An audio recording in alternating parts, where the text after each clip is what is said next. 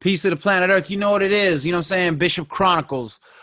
Chilling the most, as always, trying to have, the conversations that matter.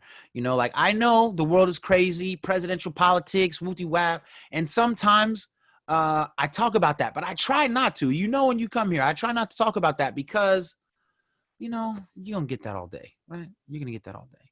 What you're not going to get is West Coast scholarship at the highest levels from one of the best in the game. I have Dr. Jeffrey O.G. Ogbar on today. He's the author of Hip Hop Revolution, the culture and the politics of rap. And we are going to talk about something that has influenced me massively and influenced you massively and influenced West Coast music from the beginning when it comes to hip hop. I'm talking about crack. Dr. Ogbar, welcome to the Bishop Chronicles. Thank you, sir. Thank you, sir. It's a pleasure to be here. Man, I'm really happy that you're on the show, man. He and I met at San Jose State when he was talking at an event that Dr. William Armeline put on. In fact, he's going to be on soon. Armeline's going to be on soon. He was actually on right before George Floyd popped off crazy, and then there was something wrong with the audio, man, and so we had to scrap it. And so we're going to redo it. And so it's actually kind of better. I'm actually glad that happened because now, you know what I'm saying, given everything that happened since, because that was before the George Floyd riots popped off. I think the incident had popped off and not the riot. So, I'm glad that he introduced us, man. I'm glad that he introduced us. But that was where I saw him give an amazing talk about West Coast rap, the politics of the time, and the impact of crack on lyrics and laws. And so, man, I just want to thank you for being on the show. Absolute pleasure to be here, and it was really cool being at that conference because, it was now 8 years ago, 2012. And I know. I could still grow hair in my head back then, man. And so you just see how the times have changed. And but in many ways, things have not changed. We have, the issues that we were talking about at this conference on human rights. My presentation was about mass incarceration, prison industrial complex. And as you noted, hip hop has engaged this. And what's interesting is that long before, Michelle Alexander did her fantastic book, before you had the Sentencing Project, which actually is a nonprofit organization looking at prison discrepancies, policing discrepancies. Long before you have many of these nonprofit organizations and think tanks that have explored the consequences of mass incarceration and the so-called war on drugs. Hip hop was talking about it before we even had early stop and frisk and circulation. 38 years ago this summer, Grandmaster Flash of Furious 5 came out with a message, but that song talks about the art of policing all the way through, being incarcerated. But the video ends with the police in New York City moving them off the block for no reason, and you see them being harassed by the popo early on in this video. So there's social critique in a way that you don't find in any other genre of music over the last 40 years. And so you're right on the money. So when you talk about the crack scourge, this epidemic that swept our communities in the 1980s, in particular into the early 90s as well, hip hop was there documenting every facet of it. Right. It's really crazy, right? It's really crazy. For me, I remember when I bought Dope Man, from NWA. I remember how crazy it was because I'm black and I'm West Coast, but I am rather suburban. My family, lives in different hoods, you know what I'm saying? Like everybody's family do pretty much if you're black or Latino, but I knew what was happening, you know what I'm saying? I was like, oh, that's a door.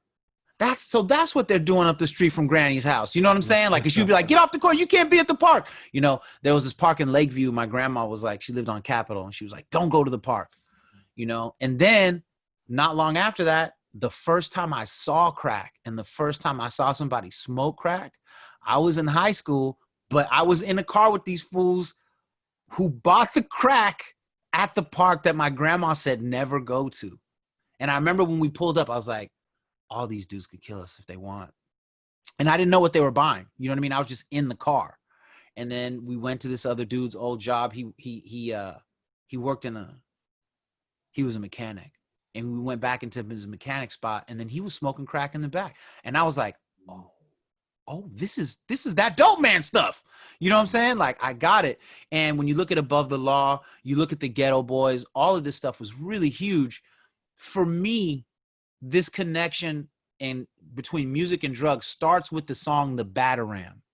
Oh. Can you talk about the Bataram? Boom, Yeah, boom. yeah. Now, if you West Coast, you better get on YouTube. If you don't know it, you better get the Bataram and listen to that song. Now, you might not like the beat, you might think the flow is whatever, but if you pay attention to the theme of that song, tell us what that song is about, sir.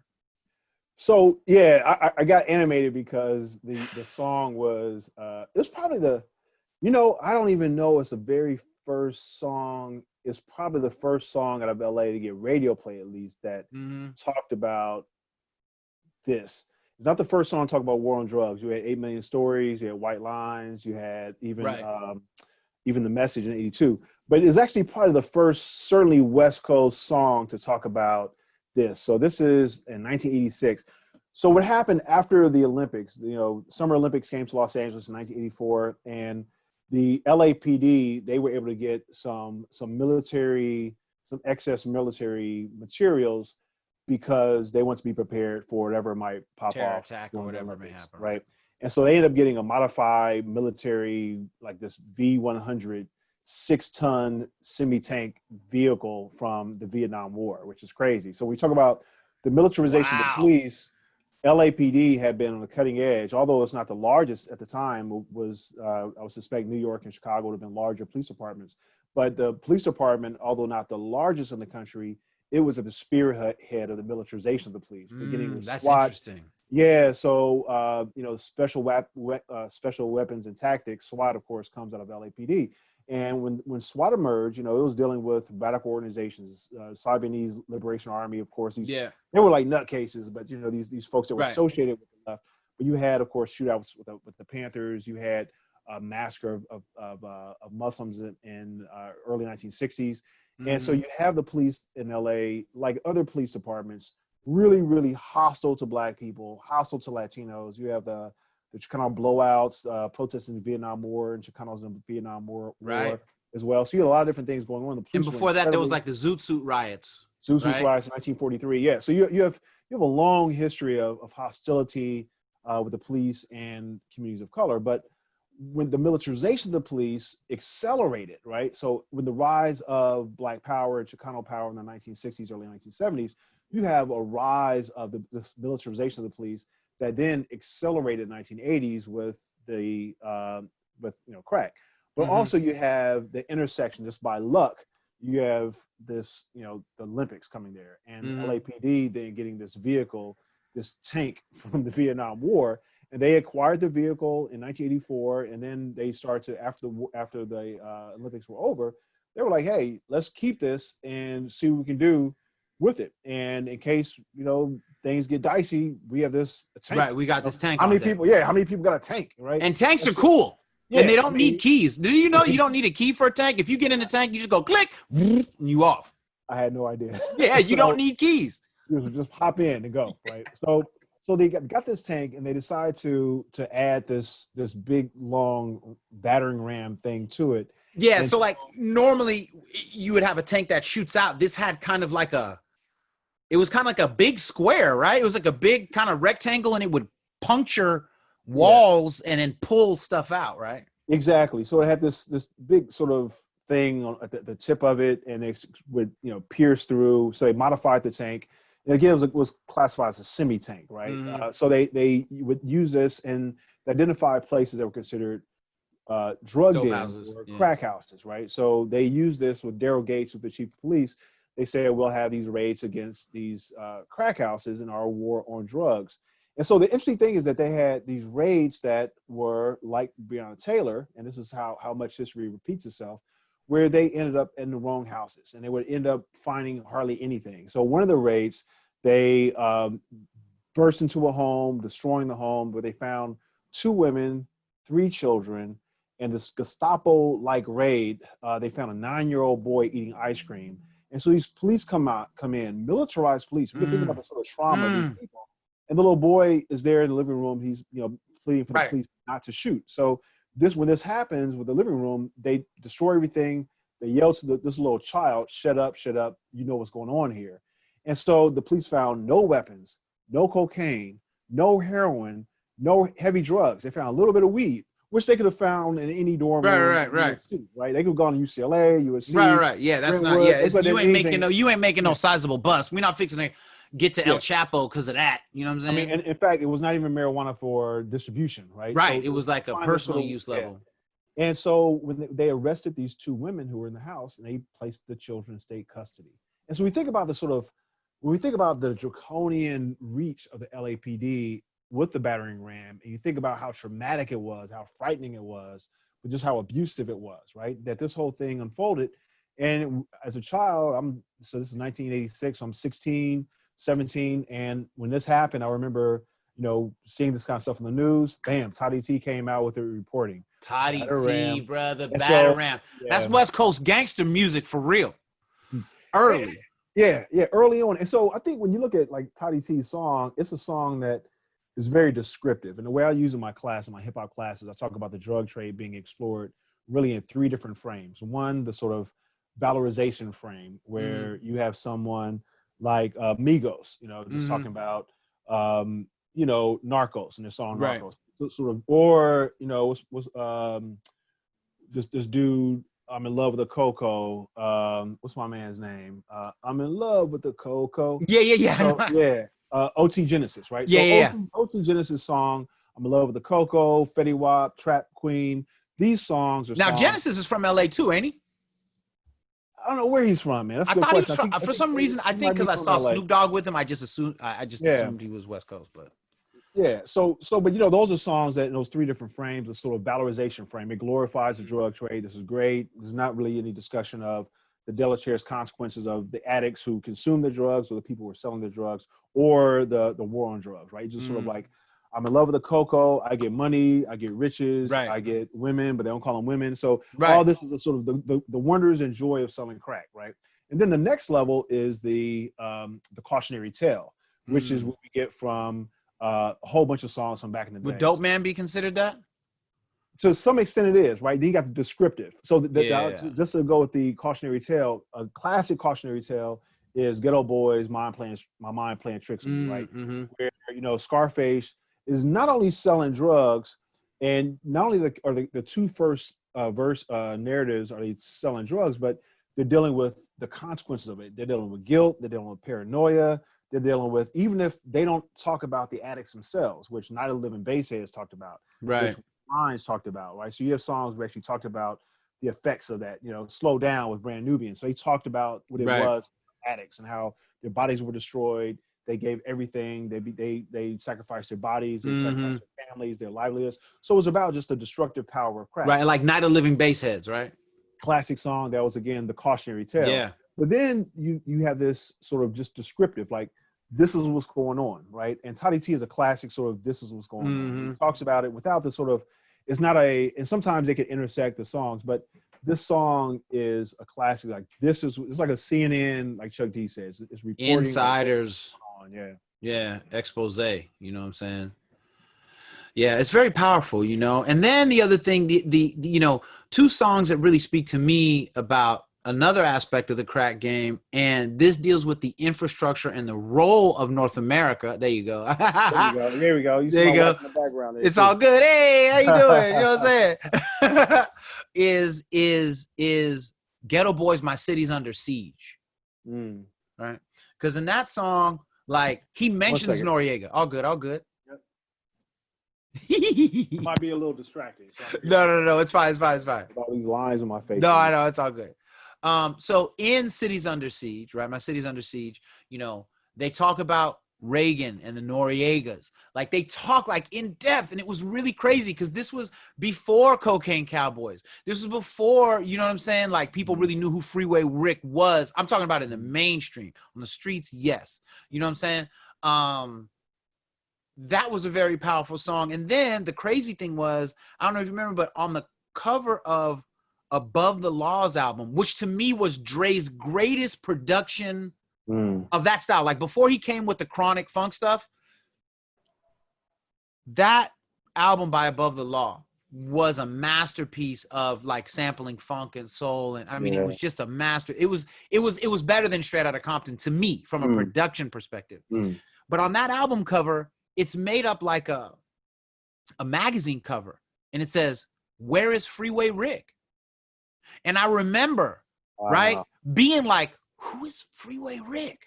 Like I had no idea. Yes, I didn't know that's that. on the So cover. Above the Law, really? Above the Law. If you pull up Living Like Hustlers, it'll say, "Where's Freeway Rick?" Question mark.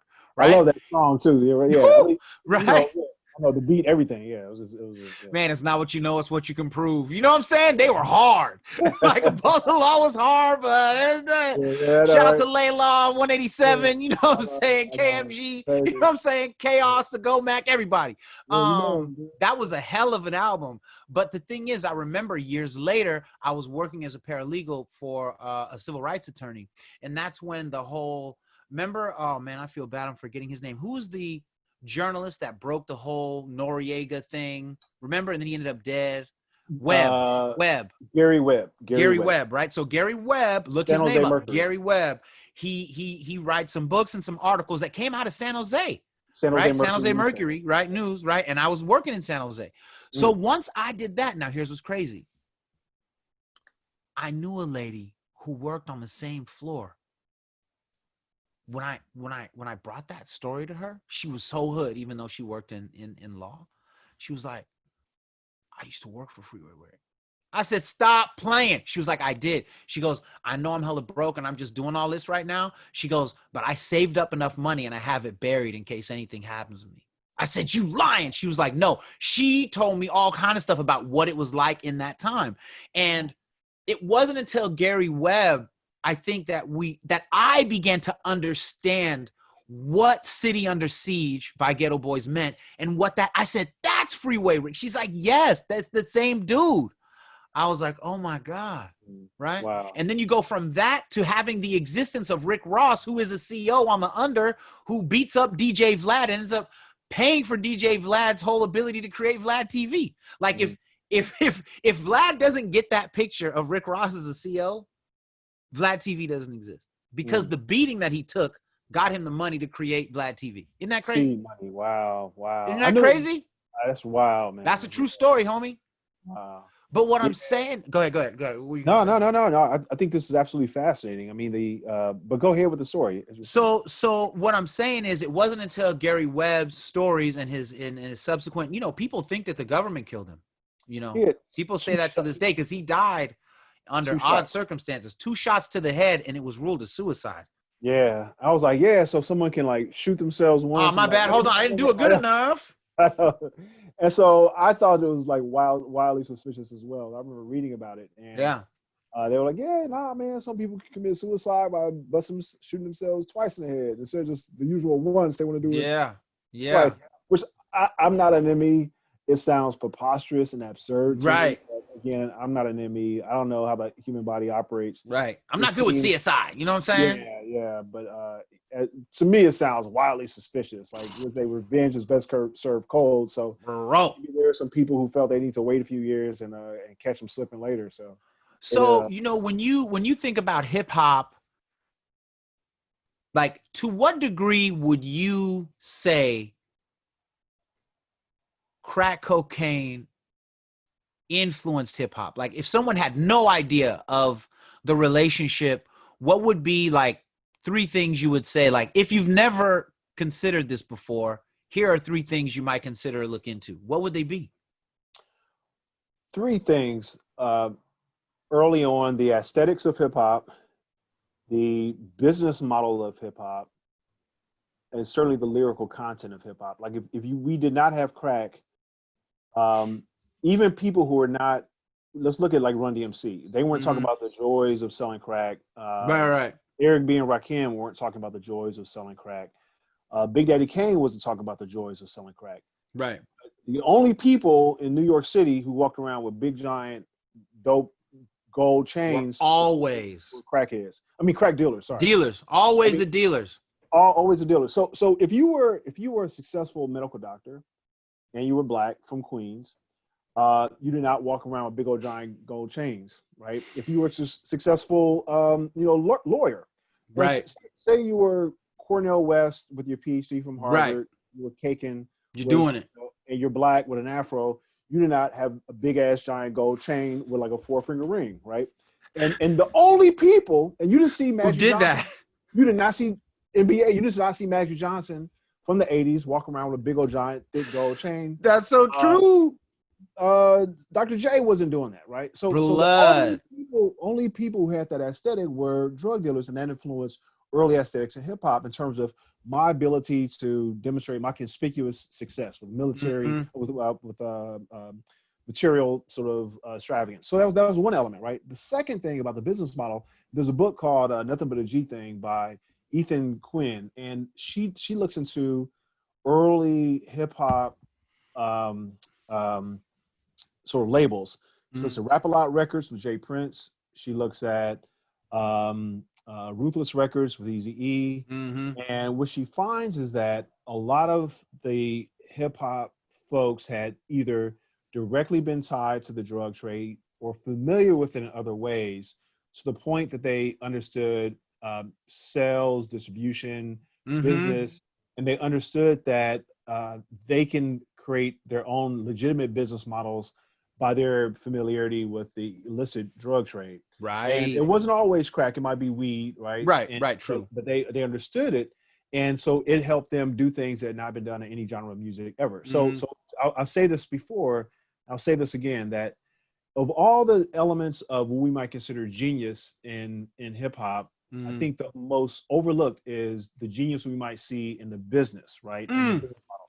So if you look at that, bro. Let's just be, and if we look at just the science, right? If you say, if we look at the labels like Ruthless Records, or we look at Rockefeller Records or Cash Money or No Limit, we find people who were young black males in their 20s who had never graduated college, but they in fact had distribution deals and ownership of masters at rates that people who had degrees from Harvard Business School, from Wharton, were not able to negotiate for Madonna, for Kenny Rogers, for a whole bunch of other people. So they were able to make like money and resources that people in jazz and blues and gospel and R&B and house and go-go. Right. Look at Little Richard and James Brown and all the, you know what I'm saying? All the fights that they had, Sly Stone, you know what I'm saying? Like, very powerful. That's a really compelling point right there.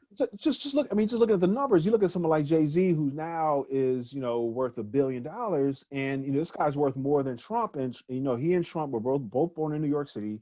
Trump was born on third base. He was running downhill and skates with the wind to his back. Right. He had every single advantage that a human being could have on a planet Earth when that man was born, right?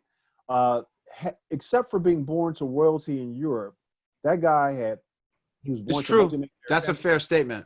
At his point in time in human history, there's no one who had more single sort of advantages working for him. But you think about someone like Jay-Z, born and bred in some of the most violent circumstances. Marcy Projects, boy. Marcy Projects in Brooklyn, and not Marcy Projects in the 60s or in the 2000s. In the 80s, boy, when it was grime grizzle, man. It's hard. So under these circumstances where you have, the most repressive carceral state in the history of peacetime in the planet Earth, where people in this community are targeted in sort of remarkable rates, this guy with all these things against him, right? A single parent household, in deep poverty, in public housing, massive violence, that this guy could actually do through business acumen with no college degree, achieve what he did, is remarkable. And if you can't say that, unbelievable. So I think that the cracks thing, again, is something that influences. The third thing I would say was, of course, the topical element, that you can't, whether you're talking about cautionary tales like Love's Gonna Get You, right? Or Love's Gonna Get You. That was a hell of a song. Right? Or a bit. By KRS-One, for those that don't know it. Yeah, thank you very much. 1990. Yeah. Right? Yeah. And so, or you think about half of Ice Cube's discography, right? My Summer Vacation. Lil Last G. What Can I Do? We go on Ice Cube's discography where he's engaging different facets of the illicit drug trade.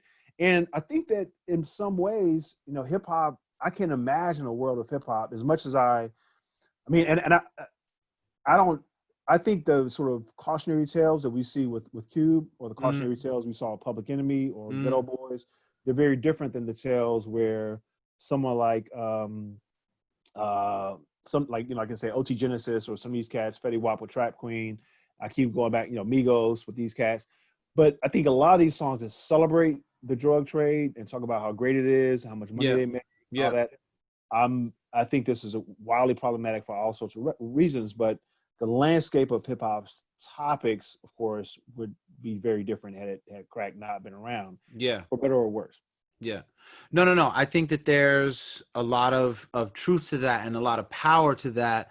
And it's also interesting because I think it has also kind of created, like, just to like kind of reverse engineer it a little bit, is that without that relationship, Tekashi 69 does not even exist. Yeah. Right? Where you have a guy who's not really a banger, who knows how much the Bloods have credibility. And I do want to say New York Bloods. That means that the West Coast Bloods then did all this work and made, you know what I'm saying? And I know East Coast Bloods are slightly different, but all I'm saying is there's Bloods and Crips in New York. And I remember when cats used to touch down and be like, what's a Blood or a Crip? Bing, boom. Oh, that's what you are. Okay, let me, you know what I'm saying? Like, people forget that part. People forget that part. Like, I remember I was in 87. I was not graduating high school. I had to go to summer school. And that summer, there was a kid in the little clique that I was running with at summer school, a bunch of little knuckleheads. And he always wore blue. And one day, one of the dudes was like, nigga, why are you always wearing blue? What is that? And he was like, oh, man, I come from this area. I don't remember where he came from. But he was like, where I come from, you have to wear blue. And we fell out laughing on the sidewalk. We were like, someone can make you wear blue? That is impossible. He was like, no. He's like, you don't understand. They're Crips. We're like, Crips? Because they in LA, people, like, if you don't know the West Coast, San Francisco and like LA and Oakland are like right next to each other. There's a big difference, you know what I'm saying, in physical distance. And so I was just like, why would anyone allow somebody to make them wear blue all the time? Fast forward to when I do a story on Brand Nubian. I go to the Palladium. In fact, I wrote about this incident in the source, and Mary J. Blige is on the cover. I got to think. Do you know Grape Street Watts was in the crowd so deep? And if you remember the movie, what was that movie? The Warriors. Remember that gang that had the baseball jerseys? Mm-hmm. Bro, it said Grape Street, and there was a cluster. A cluster of grapes on the chest, embroidered, bro. And they were so deep. And they came with Brand Nubian, and the sound man was messing up. Some of the dudes from Grape Street ran to the back of the club, snatched the sound man, gave him what for to make him fix the sound for Brand Nubian. Bro, hilarious. that was a crazy night. ODB was there. Cam was there. He performed that night. Bro, like, and so the next day I went to Grape Street Watts and I interviewed them when they did a video. They did a video. Brand Nubian did a video that they filmed in Grape Street. The whole set was painted purple. Like, all the buildings are painted purple. Dudes was wearing Viking gear, all of this stuff. And I remembered that kid. And I was like, they did make him wear blue. I understand. Like, yo. Yeah. It was, for me, it was, so my background for your listeners. Yes. From tell them where you from, son. Yeah. So I was born in Chicago, and in first grade, we moved to Compton, California. So my parents divorced. My mother wanted to be an actress. She wanted to blow up in Hollywood. Right. And there were these blaxploitation movies that were coming out in the early 70s. I'm born the same year as Ice Cube and Diddy and Jay-Z, right? 1969. Right. And so, we come out to LA, and, we live in Compton. My mother's a friend of the family actually owned an apartment building, and no one knew about Compton. We heard it was a suburb of LA. So we're like, oh, suburb of LA, this can be nice. So we go there, and it's horrible, right? And it turns out it's East Compton. I didn't even know. He said it turns out it's horrible. Yeah. But the thing is that as a first grader, I didn't know how bad things were. My mother used to talk about how terrible it was. So we lived there for about a year, maybe a little over a year. And then from there we moved so I learned to swim at Rosecrans Recreational Center. I went to school at Rosecrans Elementary School. So from there we moved to South Central LA, where I lived most of my young, my childhood. We lived at 50th and San Pedro in South Park, and South Park section of South Central, deep in South Central, and on the east side, and the local gang like Avalon, East Side, Fire Trade, Gangster Crips. They don't play. Nah, so they're actually one of the oldest sets. He said, nah. They don't play. But see, so Avalon is one of the oldest sets of Crips, period, right? So when Crips first start, you have these, Crips. This is, we got there still in 1970s, right? And there was no Crenshaw Mafia yet. There were a lot of gangs that didn't exist yet, right? Right. So you have, the old school set of Crips. You have some Broadway Gangster Crips aren't far by.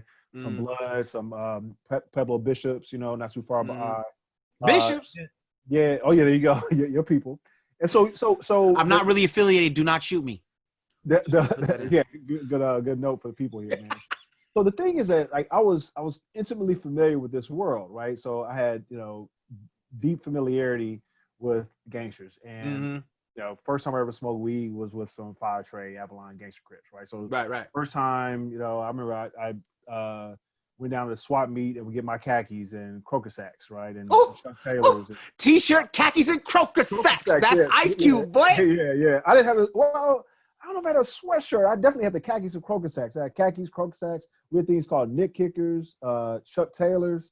We call them house shoes, So I got them corduroy house shoes. Love it. Yeah, man. And we go to the swap meet and go down, or you go to the Army surplus store in Manchester and get some the khakis. So I was familiar with the gangster life, but I'd never been. I'm a good kid, right? In a crazy situation.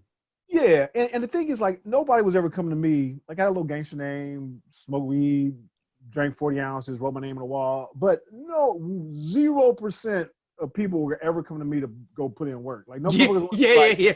Hey, little homie, we about to go let them know over on the other side. Like, no. Nah, that was not bad. Nobody was ever coming to me for anything, right? Right. So it was, again, I was very young, but intimately familiar with that world. So fast forward, we moved out of there when I was about 13 to just 57th of Vermont. So when we lived in that community, 57th of Vermont, 50th in San Pedro, the heart of South Central, I knew all this stuff. So I go to college, I graduate, I moved to Mid-City, what year did you graduate college? I graduated high school in 87, but I graduated college in 91. So I moved, so after 87, I graduated high school living in Mid-City area. And then we moved to, I personally went to Morehouse. And so at Morehouse, when I got to Atlanta, hip hop had not, at that point in fall of 87, NWA was not out yet. And so I was raised on New York hip hop. And like all of us were, really, right? Yeah, everybody was, right? And so I saw Beastie Boys at the Hollywood Palladium when they came there, the License Ill tour. And then Run DMC came out as a surprise guest.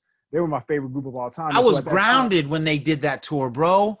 I got grounded. My moms wouldn't let me go when they came to the Bay. It sucks for you. I was hurting. Yeah, you should have been hurt, man. Because I remember when Run. I remember that tour. You see my face, man. You cut me deep.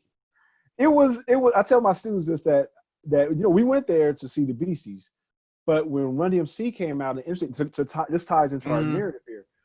Run DMC came to Long Beach earlier, and gangsters went there and acted a fool, started throwing stuff. I remember that. I was in the San Francisco Chronicle. It made national news, right? So this is when hip hop was doing big stadium tours, and it was starting to get bigger, starting to get, but then you have gangsters that, you go there, and like anything in LA, if you have the LA street scene, or you go to Venice Beach or Santa Monica, you can draw people from different sets, and on occasion, people start what they would call set tripping, right? So, and the way it works in LA, which is really fascinating, and I tell people these stories. Like, I used to wear, like I said, I wasn't a hardcore banger, but I did on occasion wear the attire, wore khakis, K-Swiss, like these blue K-Swiss. I remember the K-Swiss. And I'm at the bus stop at Western and Slauson in the heart of South Central, and some Bloods come to me. No. I'm at the bus stop, minding my own business, trying to get home. Right. It's broad daylight, right? I'm at the bus stop with my all blue on, all like saying, I am a Crip. Listen to me. I am. You just needed that in Old English on your shirt. Yeah, exactly, right? So I'm sitting at the bus stop near these three Bloods. I know because they're the way they're talking, right? They're like, hey, Blood, this, all Blood, these bus rash marks. Hey, Blood. And so I'm sitting there at the bus stop, I'm like Forrest Gump at the bus stop, all proper, like waiting for the RTD. And so these dudes come by to me, and I'm sitting there and the cat came to my right, and he stood over me, and I knew that I couldn't. You knew what it was. Yeah, that's what I was expecting. I was like, well, at this moment, it could be anything from like just to punk me, like bitch ass crab, what you doing? Right. Or they could kill me, and anything in between. Either one. It's true. Right. And I knew if I ran, the three of them, right? And I knew if I ran, that could like get them more excite them. Yeah. But I knew I couldn't pop off like, fuck y'all slob ass niggas, cuz. I couldn't do that either, right? Because it was like ridiculous. So I'm sitting there at this bus stop, and this dude came up to me. I swear to God, this is a wild story. So I'm there, I'm thinking like, I'm running all these models of what can happen. Right. Like, he got the matrix weaving in his cranium. Yeah. So I'm sitting there, I'm thinking like, exit possibilities, and running through the street. Maybe I could catch him, I mean, I could lose him in the street. So I'm sitting there at the bus stop. He rolls up. He's like, hey, Blood, what time is it? I was like, sir, it's about 4:05, sir. He said, all right then, Blood. And he went back and nothing happened. Swear to God. Like ooh, I know you felt touched by an angel, like I was the most like proper, I was the most like respectful little motherfucker they probably ever seen. I was calling dude sir. I was like, sir, it's about 4:05, sir. And he's like, all right then, homie. And he walked away. And the thing is, like, it was one of these situations where I had seen and been so enveloped in this space. And I have so many stories like yeah. Tell you. But the point of this is that when all this happened, and I went to Atlanta, and I remember seeing Colors come out my freshman year, and then seeing all of a sudden people had a national image of because gangsters in LA and TV shows never looked the way they did in real life. They would have like, it'll be like some cop show like Starsky and Hutch, and they'll have some gangsters or something, and they'll be like, hey man, we're the dragons, get off of our turf. Right. And it was real New Yorkish kind of inspired. Exactly. Yeah, they have like little leather jackets. Like, yeah. It wasn't like West Side G's at all. Yeah, like 1 Adam 12, they'll grab them, or like 1 Adam 12. See, people don't even know. Why do you say F12? Because of 1 Adam 12. You don't even know what it is out here in these streets, youngster. Let the OGs sprinkle you with that info. There you go, man. Like Hawaii 5-0. Yeah. Don't even think about that. They just say it. Yeah. I'm just trying to. Yeah, there you go. Continue, brother. I like to hear these West Side stories. Yeah, man. So I remember seeing Gangsters Now, and then coming back. To go back to the hip hop thing. So I got to Atlanta. I remember being beholden to East Coast hip hop because that's all I had, and I became political. So I got increasingly political and increasingly conscious. Public Enemy, KRS, X-Clan. Yeah, man. I remember like PE came out, and I came back to LA that the '88. And my homeboy Eric, and maybe Eric will see this. My homeboy Eric went over to this other dude's house, Alan, and he had 2 albums. He had EPMD, must have been Strictly Business, and he had NWA Straight Outta Compton. What a golden era! So I was looking at this. I remember EPMD, right? And I was like, "Yo, this is hot. This is what's up." And I liked it, right? Right. Then they turned on this NWA, and I remember this line where Eazy-E said, fuck a car, do a motherfucking walk by. And I was like, yeah. What? I was looking at them. I was waiting for them to be like offended. And they were like, yo, this is, I was like, wait a minute, hold up. I was like, and we had like it has to be a little record, right? Yeah. Like, wait a minute, that he said, fuck a car, do a motherfucking walk by. And they, I'm super black, super military. Yeah. They're talking about literally killing black people. And I was like, what the fuck is this shit? I just thought there was like a parody or something. I could not imagine that someone would literally have a song say that, right, celebrating the death of black people. And and then all the misogyny, the bitches and hoes, and all that kind of stuff. That was new too, because, again, Big Daddy Kane, Rakim, EPMD. It was just a different cultural they didn't call continuity on the East Coast, man. They did not rap like we rapped, and they didn't talk about, even when they talked about crack, it was different. When they talked about gunplay, it was different. You know what I mean? So people are surprised when I tell them that I'm straight from LA, but I just didn't. I never got into certainly not NWA. I mean, that became my whole world, blood. Cause we talked about that, man. Because I was from the Bay. I didn't really know LA. We say blood for totally different reasons up here. I said this on another show. I'm gonna just say it right now because I don't want to get beat up by nobody, and I don't want to get set checked when I come through. I don't want, you know what I'm saying? So the reason in the Bay that this word is used is actually often because of the Black Panthers.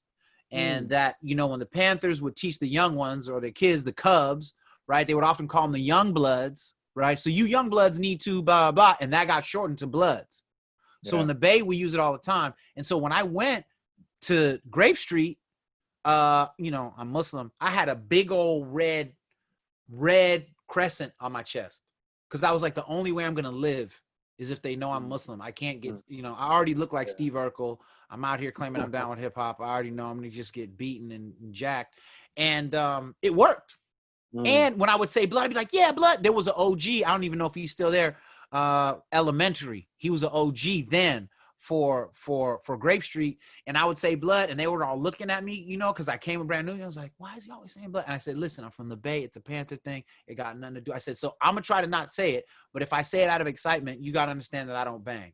And because I look like this, they was like, okay, Malcolm. They gave me the nickname Malcolm. So they gave me a pass. Yeah, respect. That's but cool. You know what I'm saying? But like, man, dude, you know, I remember New Yorkers being so arrogant, man, about their music. Like anyone who went to the AU Center, yeah, I mean, anybody, and you didn't have to go to, you know, Morehouse or Spelman or the AU Center or the Howard. Right. But if you dealt with them, you knew. Like, anybody from our era would say back then, the New Yorkers were so provincial. They hated it. You know, and I was surprised, man, because they wouldn't, because they were the arbiters of what was cool. They had the high top. They came out with hip hop gear. They came out with slang. They had the fade, the box fades. They had all these things that they brought. They never sort of picked up cultural things from outside. They were the ones who created their own stuff. Yeah. Own thing. We from the home of this. Yeah, exactly. And then when I started seeing them claiming Crip and Blood, that tripped me out. And I never thought I would see the day where I would see New Yorkers trying to be down, like claiming Crip and Blood. I mean, and the thing is, like, I've seen these YouTube things where someone was saying Chris Brown was claiming Blood. And, right. Some other dude. There's a couple of them out there. Yeah, like Lil Wayne and what's this other dude? Baby from what do you call it? You know, he got that red star tatted on his head or whatever. So in one of these, I think it was a Vlad interview where Vlad was like, he was interviewing somebody who's a real blood. Yeah, I think he might have been a Piru or something. And so he was saying that like what hood are you from? Right. So I mean, the thing is, like, you can't in LA, you can't just be like, hey, I'm a blood, I'm a Crip. I mean, you know, you have to be real clear about where you from. Like when I told you, I said, so is East Side, Fire Trey, Avalon, Gangster Crip. So it's a whole long name for that shit. Right? You got to know exactly what it is. First off, you know, you from the East Side, right? Avalon, Gangster Crip, Fire Trey, right? So it's a whole long thing, and people aren't just Crips, right? Right. I too am a Crip, brother. Yeah, exactly. And so when I started seeing these rappers, you know, doing this, another thing, like I've seen like real gangsters talk about this, that if they were given the option, they wouldn't be, and particularly, you know, when you're older, you look back, you see the foolishness and all that kind of stuff. But, you know, who would have access to hundreds of thousands of dollars, if not millions, and then go decide to gangbang? You know, it just It just seems so ass backward, man. I mean, there are other ways to enjoy fraternity. And I tell people all the time, man, like I joined a fraternity in college, right? Right. I joined an African fraternity called Kemet. And so tight. Yeah. I mean, you know, we just super African, the law. You about that. Yes, sir. My aunt. Yeah, there you go. Exactly. Kemet. So, 42 negative confessions. Boy, I'm in here. I know what's happening. Oh, man, got that knowledge. Boy, look at you shining. And so third eye shine like jewelry. There you go, man. So there's so many other ways you can find fraternity and friendship and brotherhood and solidarity and all that kind of stuff, other than killing black people, you know? Yeah, I think that's a fair statement. Yeah. So, man, you know, when you look at where we are today in hip hop, I mean, hold on, you know, I've done you a massive disservice because we haven't talked about your work at University of Connecticut and what you've been doing there. So can you please just quickly, you know, tell people outside of this amazing book that you wrote, everybody needs to go on Amazon and cop that. You know what I'm saying? What have you been doing at UConn, because it's a really big deal. It's historic in terms of hip hop education. Like when we talk about hip hop ed, before that hashtag, before the technology for the hashtag to exist, you were already doing this. So outside of your book, once again, Hip Hop Revolution, Culture and Politics of Rap, which everybody should get on Amazon right now. Can you talk about your work at UConn, please? Yeah. It turns out that when I was in graduate school, there were no hip hop classes. I was not an ethnomusicology major. I didn't study. I wasn't a cultural historian. I'm a historian of 20th century U.S. African American history. My first book is on the Black Panther Party, looking at radical ethnic politics and radical Black politics. And so I got the job at UConn straight out of grad school, and I had this opportunity to teach a 1 hour, a 1 credit, 1 hour a week class of anything. They encouraged us to be very creative. I said, hey, how about a little class on hip hop? This is in what year was this? 88. That's 1998. 98. Okay. And so a year later, it turned out that I needed to teach another class for some odd reasons. I had a class canceled, and I owed the university a class. Okay. I'm very unhappy with it, but they forced me to teach this other class. But to placate me, they said, Jeff, you can teach anything you want. I said, hell, if I can teach anything I want, I'll teach a class on hip hop. And this was the 99-2000 academic year. It was so rare. This is so rare for someone to teach a class on hip hop at a university that UConn's media sent out a press release. Wow. The Source found out about it and did a story on it. And the Source, in the September 2000 issue of the Source, there's a picture of me, young and dashing and strapping with a head full of hair. You're still strapping and dashing. I tried, man, I tried. He in there. And this guy's like 6'7" or something. He's gigantic. You ain't seen him in person, bro. He will like palm your whole head and like pick you up and move you, bro. Look at that. Diesel, son. You know what I'm saying? And so, but one of the things is that they did the story. They sent a photographer up to stores, did this little piece on us. And at the time, it was so, again, rare, but there were a couple classes actually taught on hip hop at the time. But those people who taught those classes, one person went to a different university, another person retired. Right. It turns out now hip hop is taught. There's a hip hop archive at Harvard, as you know. Yeah, at Cornell, UMass Boston. Across the country. Yeah. Hip hop is literally taught in dozens of classes at universities across the country. As of fall of 2020, the class here is the oldest continuously taught class on hip hop in the United States of America. For that matter, probably the world, right? So, Can I just say, and I mean, like, I say this to everybody who comes on the show, but I always mean it. Like, I want to thank you for your contributions to hip hop and hip hop education, because it's all groundbreaking, right? It's all groundbreaking. And sometimes I think we forget that when we're inside or when we feel like we're on the outside, right? Thank you for what you've given to hip hop, because I know it's not easy. I know there's had to be sacrifices that you've made that we'll never know about, and sacrifices some people do know about. And I just want to thank you for all of it, because it matters, bro. Like, I mean, I can't imagine in that period of time how many people that you have taught that have gone out to go do things. In fact, I don't remember the woman's name, but a few years ago, I met a woman who was one of your students. And I didn't even know it. Like, it was like, blah, blah, and I don't know how I said your name.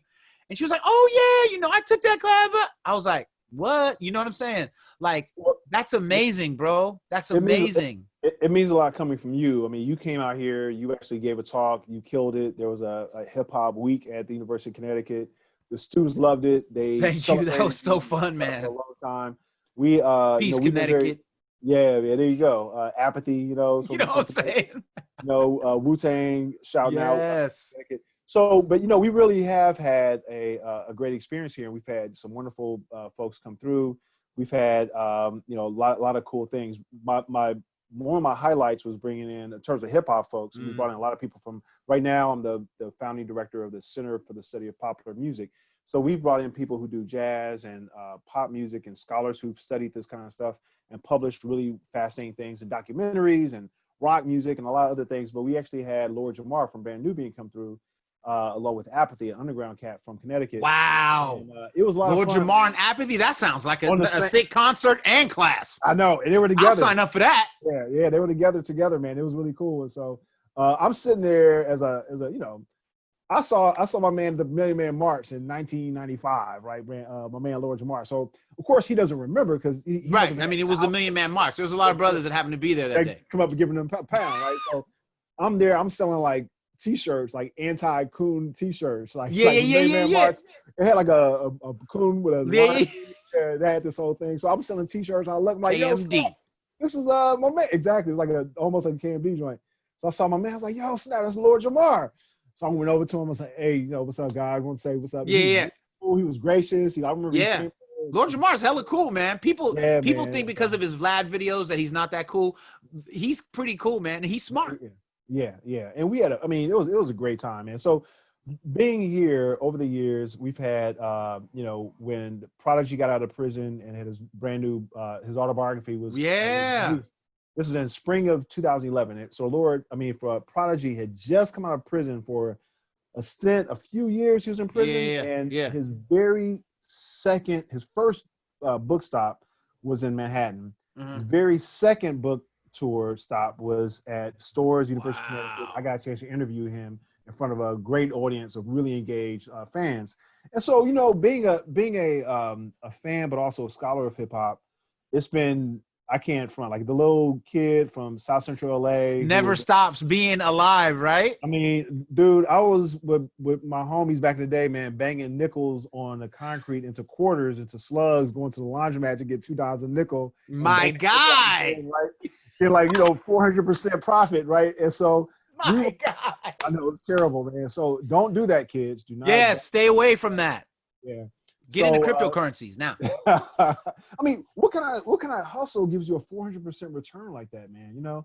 You say, and so this is the kind of stuff that we were doing, but it was nonviolent, and we figured it was nonviolent. It was a white collar crime. It's okay. There you go, man. You know what I'm saying? Seriously, you made more than $750, I bet. Probably not. But you know what I'm saying? I'm just being stupid. Hey, but yeah, it was. I do think I thank God that I've had an opportunity to enjoy what I've done professionally, and get a chance to.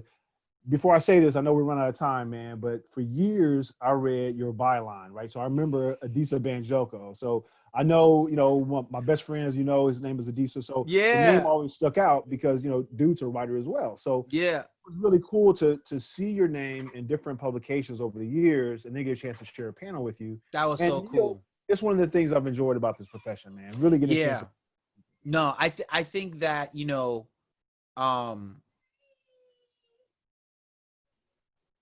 when I think about me being 13, begging my parents for a mixer and a reverb, so that I could be a DJ because I saw it in Beach Street.